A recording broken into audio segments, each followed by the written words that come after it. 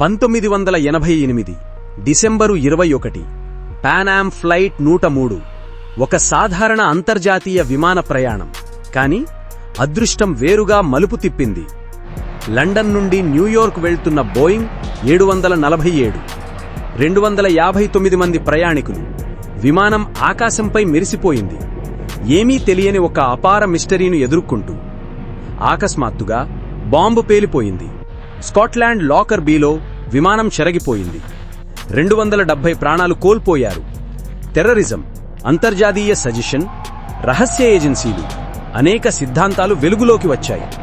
ఇది నిజమైన సజెషన్ మాత్రమేనా, లేదా మనం చూడకుండా మిగిలిపోయిన సత్యం ఉందా? ఇప్పటికీ మిస్టరీకి సమాధానం లభించలేదు. రహస్యాలు మిగిలిపోయి ఉన్నాయి, ఇతిహాసంలోకి డూబుతున్నా. ఇలాంటి మరిన్ని రహస్య సంఘటనలు తెలుసుకోవాలంటే సబ్స్క్రైబ్ చేయండి. రహస్యమైన ద్వారం, డోర్ ఆఫ్ మిస్టరీ.